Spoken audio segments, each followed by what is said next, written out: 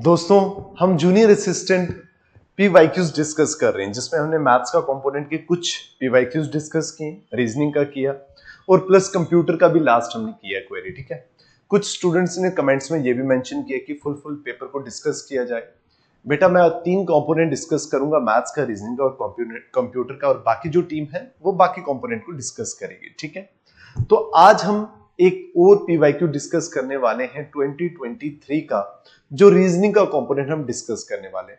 हम यहां पे देखेंगे कितने क्वेश्चंस रीजनिंग के कंपोनेंट से आए और टोटल जो क्वेश्चंस हैं किस किस चैप्टर से क्या वेटेज रहा है। ठीक है, और आपको पता है कि मैथ्स और रीजनिंग को दोनों को मिलाकर जो जूनियर असिस्टेंट का अभी तक का सिलेबस है उसका वेटेज 20 मार्क्स है।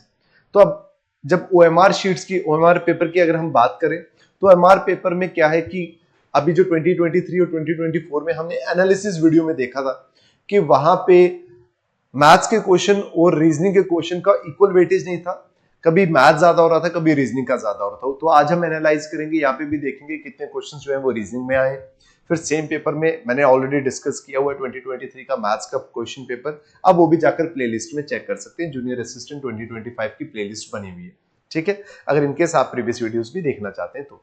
ठीक है, चलिए आज स्टार्ट करते हैं हम रीजनिंग का पीवाईक्यू डिस्कस करेंगे 2023 का।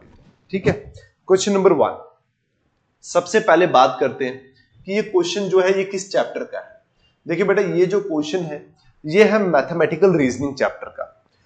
अब मैथमेटिकल रीजनिंग क्या रहता है, ये जो चैप्टर होता है इसमें ये इस चैप्टर में अगर आपने किसी ने पढ़ा होगा तो उनको पता होगा कि इस चैप्टर में रेशियो एंड प्रोपोर्शन के भी क्वेश्चन रहते हैं।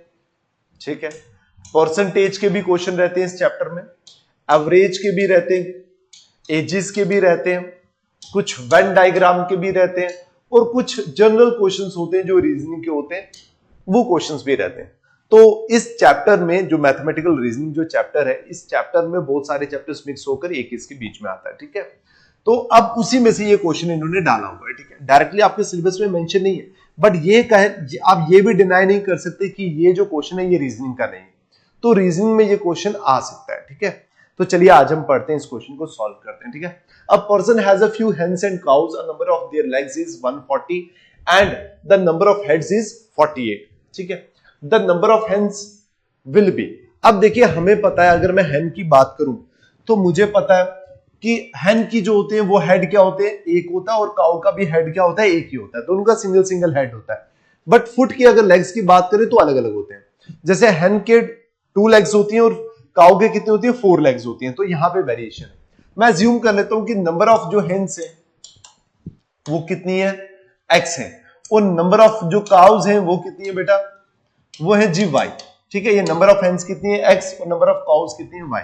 तो याद रखिए हेड और नंबर ऑफ जो एनिमल होगा वो बिल्कुल इक्वल होगा। अगर मैं बोलूंगा एक हेन तो एक हेन का एक ही हेड होता है, अगर मैं बोलूंगा दो हेड का मतलब क्या हो गया, 2 हेड, 5 हेड तो मतलब 5 हेड है ना, वो तो आपको अंडरस्टूड होगा। ठीक है, अब देखिए यहां पे बात इन्होंने करी कि नंबर ऑफ हेड्स की अगर मैं बात करूं तो दोनों को मिलाकर कितना, 48। इसका मतलब अगर मैं x प्लस y मतलब number of hens plus number of cows, इन दोनों को ऐड करूं तो कितनी वैल्यू आएगी, 48 आएगी। डन, 48 आएगी, ये सिंपल है बिल्कुल। अब आपको ये समझ आ गया होगा। ठीक है, अब देखिए अब बात करते हैं number of legs of number of their legs 140।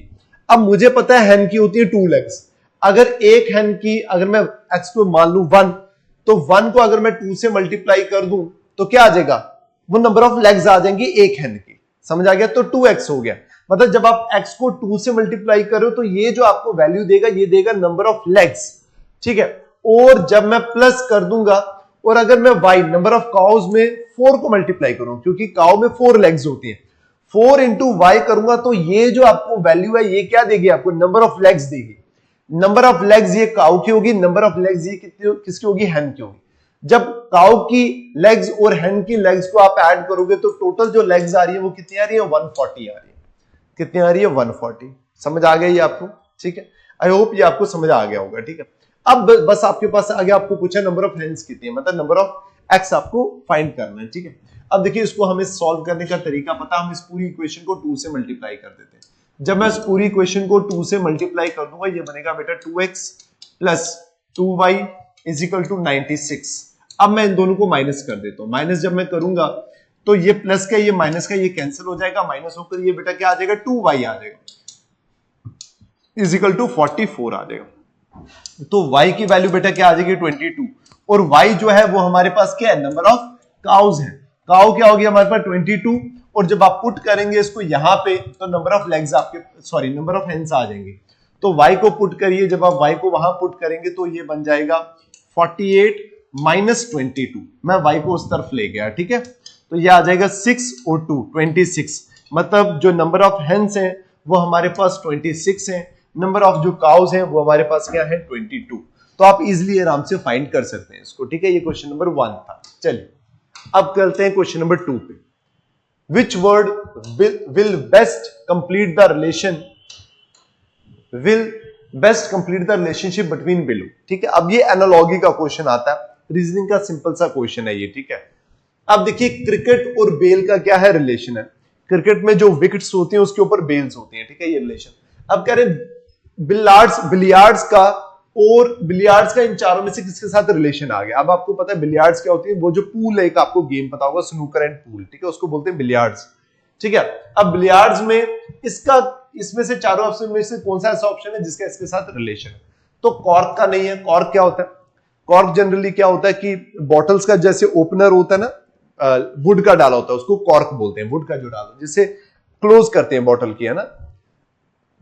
Q, हाँ, ये क्यू जो है ये स्टिक होती है जिससे हम क्या खेलते हैं पूल स्नूकर में क्यू होता है ना, जब आप पूल खेलते हैं तब एक स्टिक का यूज करते हैं, जिस स्टिक से बॉल को हिट करते हैं उसको बोलते हैं क्यू। रैकेट नहीं होता, बैट नहीं होता, ये वैसे भी एलिमिनेट भी हो जाता है। अगर आपको कॉर्क का मीनिंग पता होगा क्यू आराम से एलिमिनेट हो जाएगा, ठीक है। तो करेक्ट आंसर क्या आ जाएगा इसका बेटा, क्यू आपका आंसर आ जाएगा। अब चलिए क्वेश्चन नंबर 3, ये आ गया आपका ब्लड रिलेशन का ये क्वेश्चन आ गया, ठीक है। इंट्रोड्यूसिंग अ मैन, थोड़ा सा नीचे कर लेते हैं इसको, चलिए। Introducing a man a women said, अब जो बात कर रहा होता है हम उसी को लिखते हैं वुमेन। अब वुमेन, अब ये एक फ्रेज जो है इसके अंदर हम इसको इन्वर्टेड कॉमा को पढ़ेंगे अंदर से, माई लास्ट से पढ़ेंगे, ठीक है। माई, वुमेन कह रही है मेरी मदर, और देन मदर्स मदर मतलब वुमेन की मदर।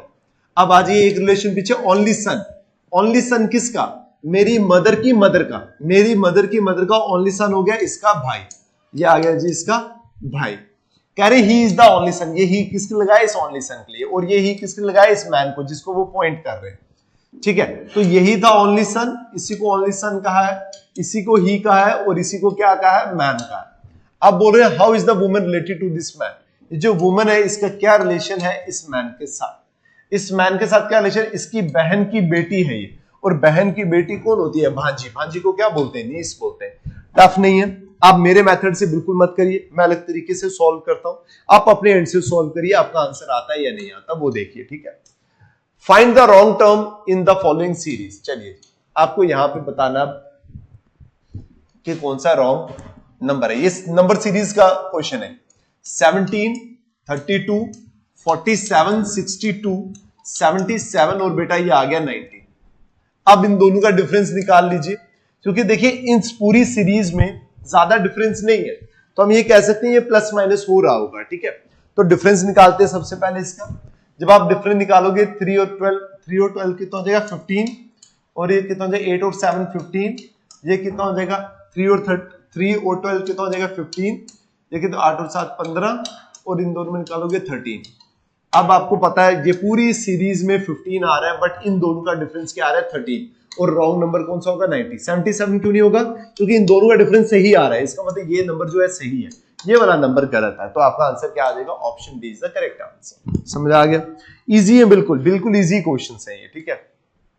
चलिए अब करते हैं नेक्स्ट क्वेश्चन। चलिए ये आपका स्टेटमेंट एंड कंक्लूजन का क्वेश्चन है, स्टेटमेंट एंड कंक्लूजन का ये आपका क्वेश्चन है, ये आपने पढ़ा हुआ चैप्टर, इंपॉर्टेंट है, जनरली इसके चैप्टर से भी आपको क्वेश्चंस दिखते हैं यहाँ पे, ठीक है। Population increase coupled with depleting resources is going to be the scenario of many developing countries in days to come. अब देखिए ये कह रहे हैं पॉपुलेशन जो हो रही है इंक्रीज हो रही है, उसकी वजह से क्या हो रहा है, डिप्लीटिंग रिसोर्सेज क्या हो रहे हैं, कम हो रहे हैं।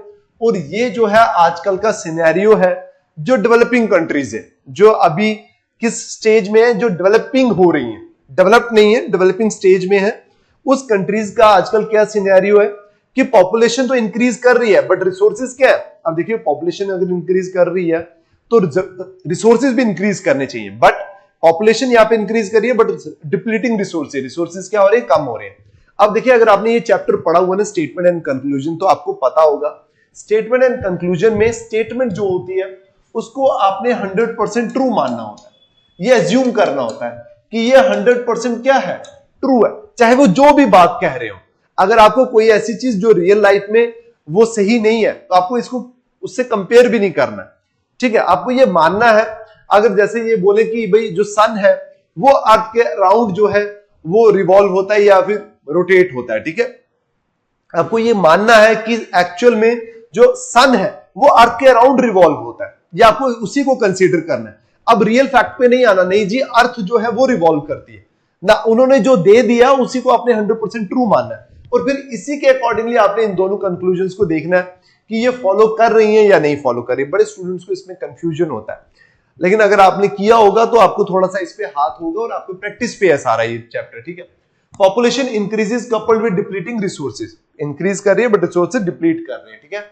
आजकल का सिनेरियो डेवलपिंग कंट्रीज का, ये आजकल का सिनेरियो, ठीक है। The population of developing countries will not continue to increase in future. देखो ये फॉलो नहीं करेगा, ये क्यों नहीं फॉलो करेगा, क्योंकि ये जो इन्होंने बात की ना will not continue to increase in future, ये कोई ऐसी बात इन्होंने डायरेक्टली मेंशन नहीं की हुई। इन्होंने ये बोला है कि पॉपुलेशन तो इंक्रीज कर रही है, इसका मतलब अगर मैं इस स्टेटमेंट को लेकर चलूं तो पॉपुलेशन ने आगे भी इंक्रीज करना है, समझ आई। तो इन्होंने यहां पे मेंशन कर दिया will not continue to increase in future, ये बात ही नहीं करी है उसने। जब बात ही नहीं कही तो ये आपका फॉलो नहीं करेगा। अगर कोई भी यहाँ पे मीनिंग या फिर कोई भी कंटेक्स्ट अगर आउट ऑफ कंटेक्स्ट जा रहा है स्टेटमेंट से, वो स्टेटमेंट को बिलोंग नहीं कर रहा, डायरेक्टली अगर बिलोंग नहीं कर रहा या इनडायरेक्टली भी बिलोंग नहीं कर रहा, तो उसको फॉलो नहीं करोगे आप। और कई बारी आपको ये अंडरस्टैंडिंग दे रहे हैं, कई बारी कुछ सेंटेंसेस ऐसे होते हैं जो इनडायरेक्टली आपको उसको रिलेट कर रहे होते हैं, वो भी समझना होता है, ठीक है। It will be very difficult for the government of developing countries to provide its people decent quality of life। सही है ये स्टेटमेंट, ये कंक्लूजन इसलिए सही है कि अगर पॉपुलेशन इंक्रीज करे और रिसोर्सेज को डिप्लीट कर रहे हैं तो एक क्वालिटी लाइफ या फिर डिसेंट मतलब क्वालिटी लाइफ वो जो गवर्नमेंट है डेवलपिंग कंट्रीज की उनके लिए टफ है प्रोवाइड करना। बात तो सही है, तो ये आपका फॉलो करेगा। तो ओनली सेकंड क्या करेगा बेटा, आपका फॉलो करेगा, ठीक है। चलिए अब देखिए हमारा जूनियर असिस्टेंट का कोर्स लॉन्च हो चुका है। इनफैक्ट मैं आपको हर वीडियो में ये इन्फॉर्म करता हूं क्योंकि उसके बाद भी स्टूडेंट्स की क्वेरी रहती है कि आपका लॉन्च हुआ नहीं हुआ, हमें पता नहीं चलता, आप कब लॉन्च कर देते हो, ठीक है, क्लासेस निकल जाती हैं, ये हो जाता है पेंडिंग, जैसा भी ये चलो क्वेरी रहती है। तो इसलिए हर वीडियो में कोशिश यही रहती है कि जो भी स्टूडेंट अगर कोई न्यू है उसको इन्फॉर्मेशन मिल जाए, अगर उसके साथ में कोई फ्रेंड पढ़ रहा है या फिर वो पढ़ना चाह रहा है तो उसको आप सजेस्ट भी कर सकते हैं कि भाई यहां से आप एक बार आप इनको अप्रोच करके देख सकते हैं, ठीक है। तो जूनियर असिस्टेंट का कोर्स हमने लॉन्च कर दिया हुआ है, वीडियोस हमारी अपलोड हो रही हैं डेली बेसिस पे, maths, reasoning, computer, English, general studies सारे कंपोनेंट हमारे कंटिन्यूअसली चल रहे हैं। तो अगर आप जाकर हमारी एप्लीकेशन को डाउनलोड करते हैं, वहां पर जाकर आप डेमो वीडियोस भी अवेलेबल है, आप ओपन करके देख सकते हैं, वहां पे क्वालिटी भी आप चेक कर सकते हैं, उसके बाद आप उसको सब्सक्राइब भी कर सकते हैं, ठीक है। आपको अपडेटेड स्टडी मटेरियल मिलेगा, जो भी आपको मटेरियल दिया जाएगा वो अपडेटेड होगा, ठीक है। और टेस्ट रहेंगे आपके, जो भी आपने पढ़ा है रेगुलर उसके टेस्ट रहेंगे आपके। अगर आप उसको टाइम पे टेस्ट देते हो, जब टेस्ट लाइव होता है तो आपका रैंक भी आएगा उन बच्चों के बीच में, ठीक है। ये सारी चीजें आपको मिलेंगी इस कोर्स में, आप जाकर देख सकते हैं, ठीक है बेटा। ये आ गया नंबर सीरीज। नंबर सीरीज का सेकंड क्वेश्चन है ये। फर्स्ट क्वेश्चन आपने जो किया वो नंबर सीरीज का कौन सा क्वेश्चन था, रॉन्ग नंबर में आ। ये सेकंड क्वेश्चन है मिसिंग सीरीज में, बड़ा इजी क्वेश्चन है, सामने देखकर पता चल रहा है आपको। 8 जो होता है बेटा वो 2 का क्यूब होता है, 27 जो होता है 3 का क्यूब होता है, 64 जो होता है वो 4 का क्यूब होता है, 64 जो होता है वो बेटा 4 का क्यूब होता है, 4 का क्यूब होता है, और 1 जो होता है वो 1 का क्यूब होता है। नेक्स्ट क्या आएगा 5 का क्यूब, 5 का क्यूब क्या होता है बेटा 125 बेटा। आपको क्यूब्स भी याद होने चाहिए, इंपॉर्टेंट होता है, ठीक है। 6 का क्यूब क्या है, 7 का क्यूब क्या है, 8 का क्यूब क्या है, 216, 343, ये आपको चीजें याद होनी चाहिए। थोड़ा सा आपको हेल्प कर देती है कि आपका एग्जाम में क्वेश्चन जल्दी आ जाता है और जल्दी क्लिक भी कर जाता है कहीं भी देखने के साथ कि ये क्वेश्चन क्यूब पे है। अदरवाइज अगर आपको नहीं पता तो आपको पहले उस पर टाइम वेस्ट होगा, फिर बाद में जाकर पता चलेगा ये क्यूब है। तो लर्न की हुई चीजें डायरेक्ट स्ट्राइक कर जाती हैं, ठीक है बेटा। चलिए और बेटा ये मत सोचना कि सर ये देखिए ये इजी ही क्वेश्चंस हैं ये, ठीक है, इजी क्वेश्चंस है, मैं आपको पीवाईक्यूज करवा रहा हूं, अपने एंड से मैं करवाता तो आपको टफ करवाता, बट मैं पीवाईक्यू डिस्कस कर रहा हूं तो जैसे क्वेश्चंस है वैसे मैं आपको बता रहा हूं, तभी हमें पता चलेगा कि आपके एग्जाम का लेवल क्या है, क्या रहने वाला है, किस लेवल की अपने प्रिपरेशन करनी है। बट बेटा इस लेवल की नहीं करनी, इससे ज्यादा की ही करनी है कि अगर नेक्स्ट एग्जाम अगर आपको टफ आ गया तो एटलीस्ट आप प्रिपेयर हो उस चीज के लिए और अच्छे से अटेम्प्ट कर पाए, कुछ गलती ना करें, ठीक है। अब देखिए ये डायरेक्शन का क्वेश्चन आ गया। If a person starts facing north, turns 45 degree clockwise, then 90 degree clockwise, counter clockwise मतलब अपोजिट हो गया, and finally 135 degree clockwise, in which direction is the person facing north. देखो एंटी क्लॉकवाइज नहीं लिखा उन्होंने, काउंटर क्लॉकवाइज लिखा, मतलब anti clockwise हो गया, ठीक है। अब देखिए इसमें मैंने ये भी करवाया हुआ, आप क्या करिए सबसे पहले क्लॉकवाइज और एंटी क्लॉकवाइज को सेपरेटली एंगल्स को ऐड कर लो। जैसे पहले क्लॉकवाइज के नीचे क्लॉकवाइज वाले एंगल लिखने हैं आपने, 45 डिग्री क्लॉकवाइज तो ये लिखा आपने 45 डिग्री, 90 डिग्री बेटा कौन सा एंटी क्लॉकवाइज, ये लिखा मैंने 90 degree anti clock, 135 degree clockwise ये लिखा मैंने बेटा इसके नीचे 135, इनको ऐड कर लीजिए। जब इसको ऐड करोगे बन जाएगा 180, और जब इसको ऐड करोगे ये बनेगा, इसके नीचे कुछ भी नहीं है माइनस। अब इन दोनों को सब्ट्रैक्ट कर लो, जब सब्ट्रैक्ट करोगे बेटा क्या आ जाएगा, 90 आ जाएगा आपका आंसर। अब देखिए अब ये 90 जो डिग्री आपको टर्न लेना है, ये क्लॉक लेना है एंटी क्लॉक लेना है, ये देखिए ये कैसे करना आपको, ये डिसाइड होगा कि वैल्यू किसकी ज्यादा है, क्या 90 ज्यादा है या 180 ज्यादा, 180 ज्यादा है, और 180 कौन सा टर्न था, क्लॉकवाइज, तो इसका मतलब ये भी जो टर्न लेना आपने कौन सा लेना बेटा, क्लॉकवाइज टर्न लेना। अब देखिए जो टर्न लेना किसके बाद लेना है, वो आप जब स्टार्टिंग में जिसको आप फेस कर रहे थे वहां से आपने क्लॉकवाइज टर्न लेना। चलिए अब आपको पता है ये होता है नॉर्थ, साउथ, ईस्ट और वेस्ट। अब पर्सन स्टार्ट्स फेसिंग नॉर्थ, मतलब नॉर्थ को पर्सन फेस कर रहा है, जब वो नॉर्थ को फेस कर रहा है इसका 90 डिग्री क्लॉकवाइज कौन सा टर्न हो जाएगा बेटा, ईस्ट हो जाएगा, क्योंकि इन दोनों के बीच में 90 डिग्री का डिफरेंस होता है, तो आंसर क्या आ जाएगा आपका, ईस्ट। चलिए अब चलते हैं नेक्स्ट क्वेश्चन में। चलिए क्वेश्चन नंबर 8, ये आ गया बेटा कोडिंग एंड डिकोडिंग का, आपको कोडिंग डिकोडिंग में लेटर कोडिंग का ये आपको क्वेश्चन आ गया। अब देखिए आपको एक वर्ड दिया है यहाँ पे पोज, उसका जो कोड दिया आपको वो दिया है OQNPRTD और F, ये आपको बेटा कोड दिया है, आपको सॉल्व करना है, बहुत इजी क्वेश्चन है ये। इसका मतलब ये, अब ये नहीं घबराना आपने कि ये 4 है ये 8 हो गया, कैसे बेटा 4 और 8 का मतलब यही हो गया एक लेटर के 2 कोड है। आपको पता है P जो होता है, P की पोजीशन क्या होती है 16, O की क्या होती है 15, ये होता है 19 और ये क्या होता है 5। अब इसमें O की क्या पोजीशन है 15, ये मैं आपको लिखवा रहा हूं बट आपको लिखने की भी जरूरत नहीं, आपको खुद ब खुद आ जाएगा ये, ठीक है। 14, 16, 18, 20, 4 और 6। अब देखो बेटा ये 16 है और ये पहले 17 हो, 15 और ये क्या है पहले, उसके बाद 17 है, इसका मतलब इसका ये दो, इसमें 16 में -1 करोगे 15 आएगा, +1 करोगे 17 आ जाएगा। ये O का कोड क्या है N और P, 15 में -1 करोगे 14 आएगा, 15 में +1 करोगे तो 16 आएगा। ये आ गया बेटा इसका, N में -1 करोगे तो 18 आएगा, +1 करोगे तो 20 आएगा। ये आ गया इन दोनों का, इसमें -1 करोगे 4 आएगा, +1 करोगे 6 आएगा। इसका मतलब ये हुआ कि -1 करना और +1 करना आपको, ठीक है। आप किसका फाइंड करना है, टाइप का फाइंड करना, टाइप का आपको फाइंड करना है। तो बताइए ये 20 होता है, -1 करेंगे 19 में कौन होता है S, और +1 करोगे U में कौन, सॉरी 21 में कौन होता है U, SU है। अच्छा सारे आपको नेक्स्ट भी करना पड़ेगा। अच्छा ये XZ याद, पहले 4 तो सेम है ना, हम इसके बाद ये यहां से करते हैं P से एलिमिनेट करने के लिए। अगर टाइम अगर आपके पास कम है तो आप ऐसे भी स्मार्ट कर सकते हो कि पहले 4 लेटर जो है वो सभी के सेम है, तो हम एक काम करते हैं यहां से स्टार्ट करते हैं, मतलब 3rd लेटर से स्टार्ट करते हैं। तो P 16 है, 16 के पीछे क्या हो जाएगा O, नेक्स्ट क्या हो जाएगा Q, O और Q, ये डबल O है, Q है Q, ठीक है। पहला ही ऑप्शन आपका सही आ जाएगा, पहला ही ऑप्शन आपका क्या आ जाएगा, सही आ जाएगा। समझ आ गया आपको? ये शायद E के बाद +1 होता है ना, E के बाद +1, ये F हो जाएगा, और D और F होना चाहिए, D और ये शायद ये शायद मुझे लग रहा है मिस्टेक होगी ये, है ना, लिखने में मिस्टेक हो गया होगा ये। अदरवाइज आपका इसका क्या आ जाएगा, S आ जाएगा बेटा, U आ जाएगा, Y 25 है, ये X और Z आ जाएगा बेटा, P O और Q आ जाएगा और D -1 करोगे D और +1 करोगे F।